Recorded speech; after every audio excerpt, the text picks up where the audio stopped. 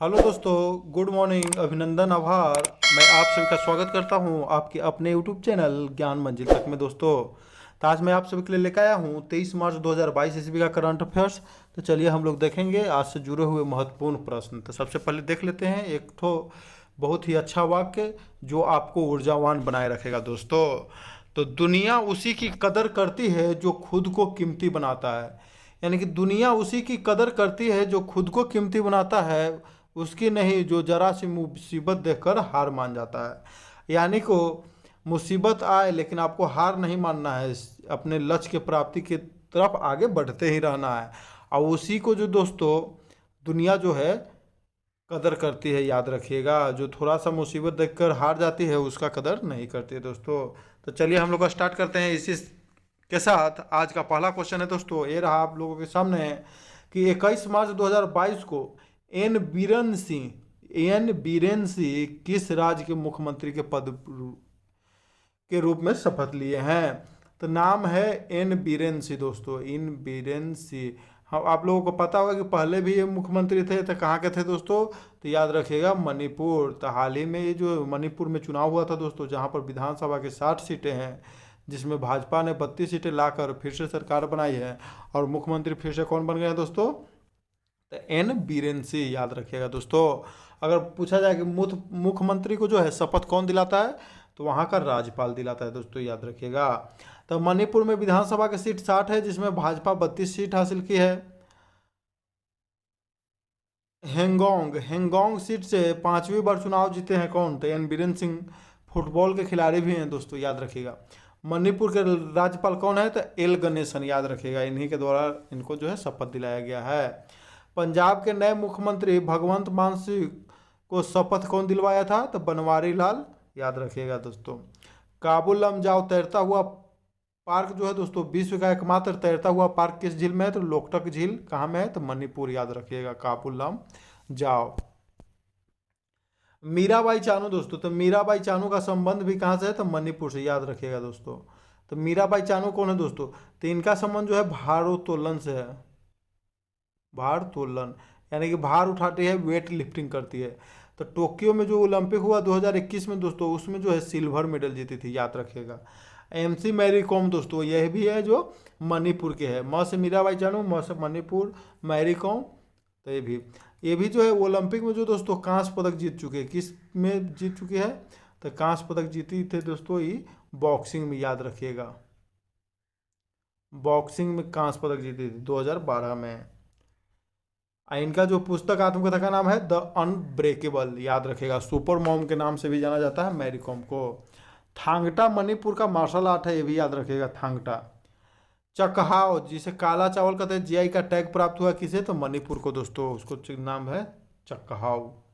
अगला क्वेश्चन हो जाएगा दोस्तों कि हाल ही में किस संगठन ने प्रदूषणकारी वस्तुओं के आयात पर विश्व का पहला कार्बन डाइऑक्साइड उत्सर्जन सूची लगाने का फैसला लिया है? याद रखिएगा दोस्तों।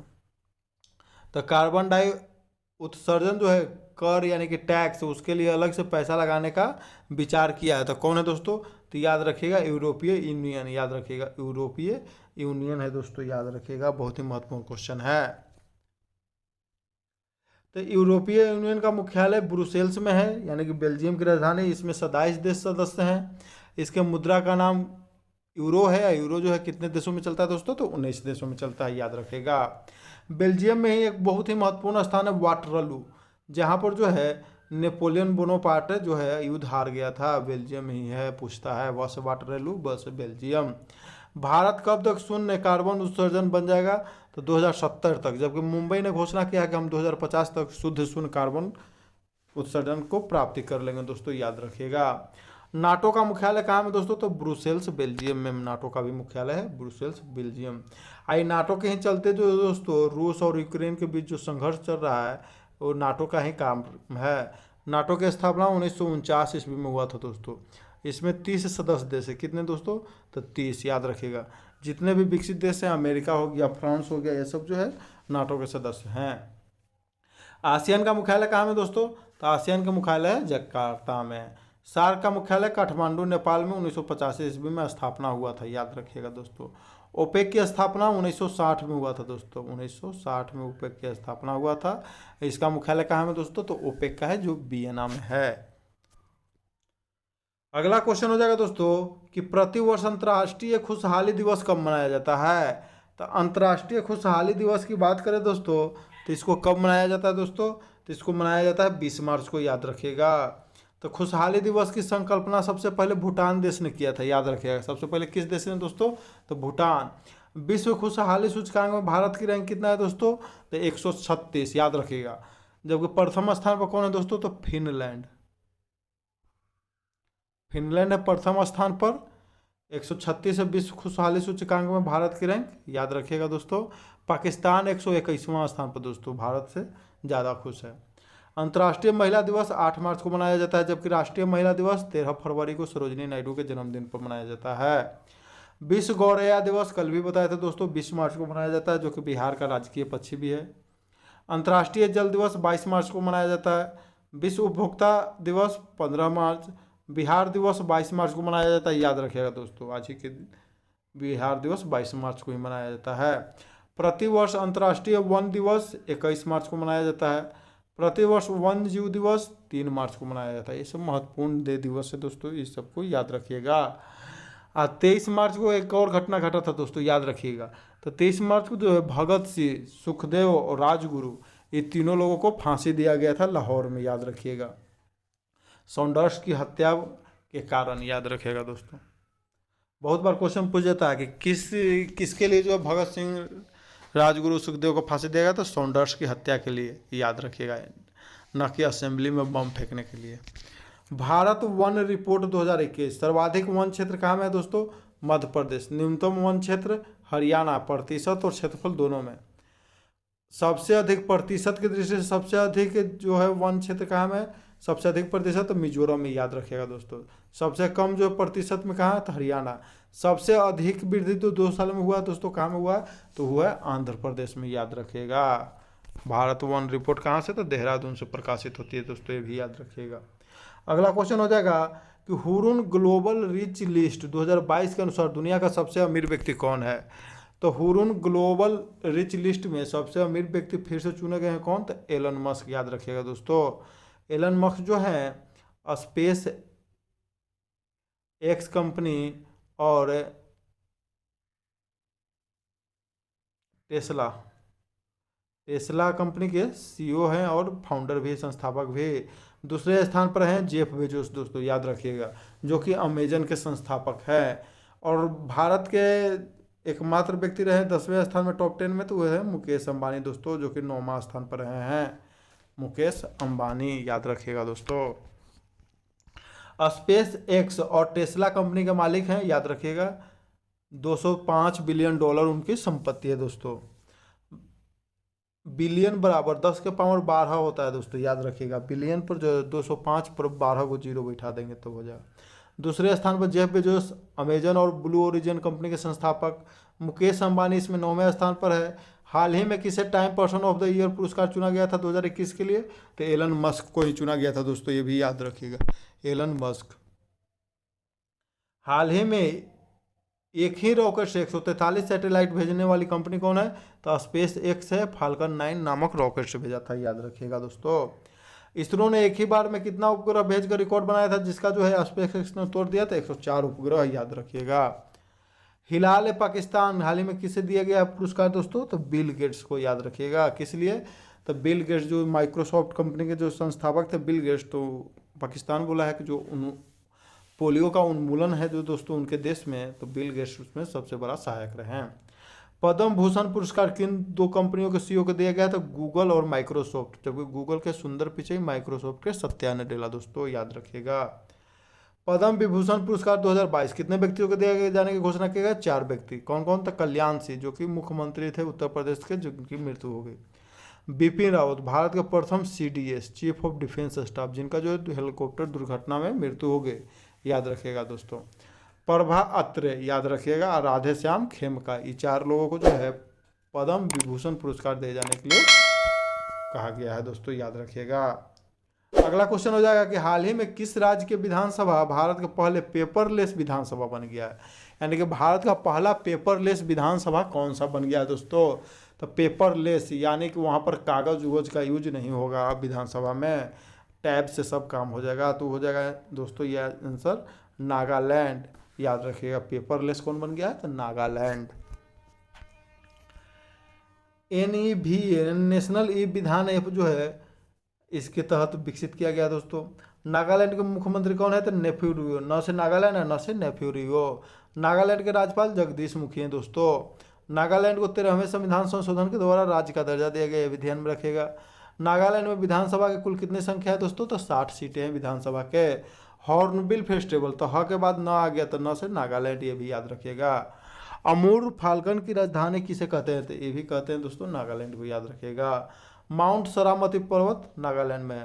100% पेपरलेस विश्व की पहली सरकार कौन है दोस्तों, तो UAE है। UAE में जो है भारत ने हाल ही में वहाँ पर बोला है कि हम IIT की स्थापना करेंगे, IIT खोलेंगे दुबई में, याद रखिएगा। अब म्यूजियम ऑफ फ्यूचर भी वहीं पर खोला गया है दोस्तों दुबई में। भारत का पहला पेपरलेस हाईकोर्ट केरल उच्च न्यायालय दोस्तों, याद रखिएगा, केरल उच्च न्यायालय। अगला क्वेश्चन हो जाएगा दोस्तों कि भारत में ब्रॉडबैंड नेटवर्क लिमिटेड BBNL का विलय किस संचार कंपनी के साथ किया जाएगा, तो BBNL का विलय जो है BSNL कंपनी के साथ किया जाएगा, याद रखेगा। BSNL यानी कि भारत संचार निगम लिमिटेड। लेकिन देहाती भाषा में जब इस पे फोन नहीं लगता था तो क्या कहते थे हम लोग फुल फॉर्म में, भाई साहब नहीं लगेंगे, BSNL भाई साहब नहीं लगेंगे, याद रखिएगा दोस्तों। तब BSNL की जो स्थापना हुआ था वो 15 सितंबर 2000 ईस्वी को हुआ था। भारत नेट क्या है दोस्तों, तो नेशनल ऑप्टिकल फाइबर मिशन के तहत पूरे भारत को भारत नेट के तहत जोड़ा जाएगा। हाल ही में एयर इंडिया को किसने खरीद लिया, किसमें विलय किया गया, तब टाटा में, याद रखिएगा। 19 जुलाई 1969 को कितने बैंकों का राष्ट्रीयकरण हुआ, 14 बैंक का। 1980 में कितने बैंकों का राष्ट्रीयकरण हो गया, 6 बैंकों का दोस्तों, याद रखिएगा। 1969 में इंदिरा गांधी के समय में हुआ था, ये भी ध्यान में रखिएगा। अगला क्वेश्चन हो गया दोस्तों कि 20 मार्च 2022 को all India open badminton championship 2022 में all England open badminton championship 2022 में मेंस सिंगल्स का खिताब किसने जीता, तब मेंस सिंगल्स का खिताब जीते दोस्तों, याद रखिएगा। उनका नाम है विक्टर एक्सेल्सन, याद रखिएगा। इनका संबंध कहाँ से दोस्तों, तो कनाडा से। किसको हराकर जीते हैं, तो भारत के खिलाड़ी है लक्ष्य सेन, इसी को हराकर जीते हैं दोस्तों। अगर all England open badminton championship की बात करें तो इसको जीतने वाले 2 भारतीय हैं दोस्तों, याद रखिएगा। प्रकाश पादुकोण पहले भारतीय हैं, जो कि दीपिका पादुकोण के पिताजी हैं, और दूसरा है पुलेला गोपीचंद, याद रखिएगा। उपविजेता रहे लक्ष्य Sen. All England open badminton championship का खिताब जीतने वाले पहले भारतीय प्रकाश पादुकोण, दूसरे भारतीय पुलेला गोपीचंद, जबकि फाइनल में 4 व्यक्ति गए हैं।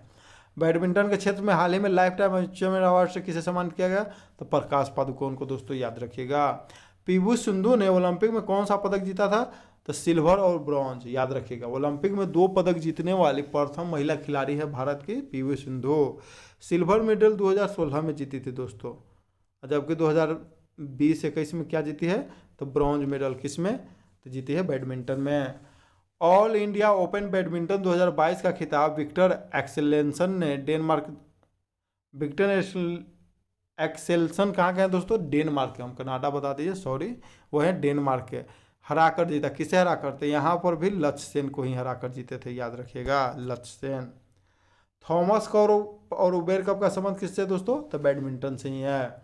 मालदीव सरकार द्वारा सुरेश रैना को स्पोर्ट आइकन पुरस्कार से सम्मानित किया गया, याद रखिएगा। मालदीव सरकार ने किसे जो है स्पोर्ट आइकन पुरस्कार से सम्मानित किया गया है, तो सुरेश रैना की आत्मकथा का क्या नाम है दोस्तों, तो विलीव, याद रखिएगा, विलीव। अगला क्वेश्चन हो जाएगा कि 22 से 31 मार्च 2022 तक भारत और किस देश के बीच लामितीय 2022 संयुक्त सैन्य अभ्यास आयोजित किया जाएगा, तो लामितीय दोस्तों की बात करें दोस्तों तो यह आयोजित किया जाएगा सेशल्स के साथ, याद रखिएगा, लामितीय सेशल्स के साथ। किस लिए, तो हिंद सागर में सुरक्षा को बढ़ाए रखने के लिए, याद रखिएगा दोस्तों। तो हिंद महासागर की सुरक्षा देना इसका उद्देश्य होगा। सेशल्स की राजधानी कहाँ है दोस्तों, विक्टोरिया। एक्यूरियन जो दोस्तों युद्धाभ्यास होता है भारत और मालदीव के बीच होता है, नौसेना का युद्धाभ्यास। मित्र शक्ति और सिलिनेक्स भारत और श्रीलंका। सूर्य किरण भारत और नेपाल। संप्रीति भारत और बांग्लादेश दोस्तों याद रखिएगा, बहुत ही महत्वपूर्ण है। धर्म गार्जियन तो भारत और जापान। मिलन युद्ध अभ्यास का आयोजन कहाँ में किया गया दोस्तों, तो मिलन का किया गया विशाखापत्तनम में। जबकि वायु शक्ति का दोस्तों, तो वायु शक्ति पोखरण जैसलमेर, पोखरण जैसलमेर दोस्तों। जब भारत में पहला परमाणु विस्फोट कहाँ किया गया था, तो जैसलमेर में ही किया गया था, पोखरण में किया गया था। उसका क्या नाम, कोड वर्ड नाम था, तो शक्ति याद रखिएगा। दूसरा के नेताजी पुरस्कार 2022 शिंजो आबे दोस्तों याद रखिएगा, Shinzo Abe. Mahatma Gandhi green triangle का निर्माण मेडागास्कर। दूसरा जो परमाणु बम का जो विस्फोट किया गया था दोस्तों 1998 में, उसका नाम रखा गया था शक्ति याद रखिएगा। पहला का स्माइलिंग बुद्धा, बुद्ध मुस्कुराए। टोक्यो ओलंपिक में पुरुष एकल में गोल्ड मेडल किसने जीता था दोस्तों बैडमिंटन में, तो विक्टर एक्सेल्सन थे दोस्तों याद रखिएगा। अभी दुनिया के नंबर 1 बैडमिंटन खिलाड़ी हैं। हाइपरसोनिक मिसाइल किंजल मिसाइल रूस देश का है याद रखिएगा। इसका पहला प्रयोग रूस के द्वारा यूक्रेन पर किया गया, हवा से सतह पर मार करने वाली है, ये भी याद रखिएगा दोस्तों। तो हाइपरसोनिक मिसाइल का पहला बार कोई दूसरे देश पर प्रयोग किया है दोस्तों युद्ध में, तो है रूस दोस्तों, यूक्रेन में किया है याद रखिएगा। जिरकॉन हाइपरसोनिक मिसाइल किस देश का, जिसने हाल ही में सफल परीक्षण किया है, तो भी है रूस। हाइपरसोनिक का अर्थ होता है दोस्तों कि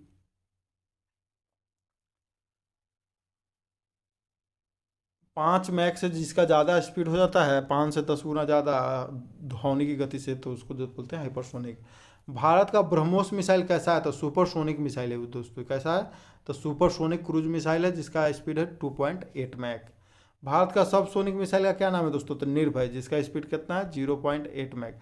यानी सबसोनिक 1 मैक से कम, सुपरसोनिक 1 मैक से अधिक, हाइपरसोनिक तो 5 मैक से अधिक याद रखिएगा दोस्तों। पिछला वीडियो में क्वेश्चन पूछा गया था कि हाल ही में जो है मिस वर्ल्ड कौन बनी है, तो कैरोलिना विलावस्का बनी है याद रखिएगा। कैरोलिना विलावस्का कहाँ की है दोस्तों, तो वह है पोलैंड की याद रखिएगा। इसका सही जवाब देने वाले लोग हैं आयुष वर्मा, पृथ्वीराज, KIT2007, रुपेश यादव।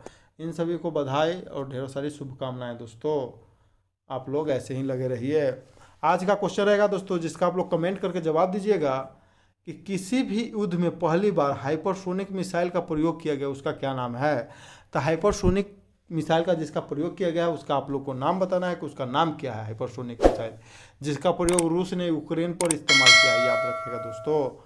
यह जो है किसी भी रडार या किसी भी डिफेंस सिस्टम में पकड़ में नहीं आता, क्योंकि इसका इतना ज़्यादा स्पीड होता है कि जब तक पकड़ में मालूम चलेगा तब तक वो अपना काम कर चुका होता है। दोस्तों वीडियो यदि अच्छा लगता है तो लाइक कीजिए, शेयर कीजिए, और वीडियो पर नए हैं तो चैनल को सब्सक्राइब कीजिए। वीडियो को पूरा देखने के लिए दोस्तों धन्यवाद। जय हिंद, जय भारत, वंदे मातरम दोस्तों।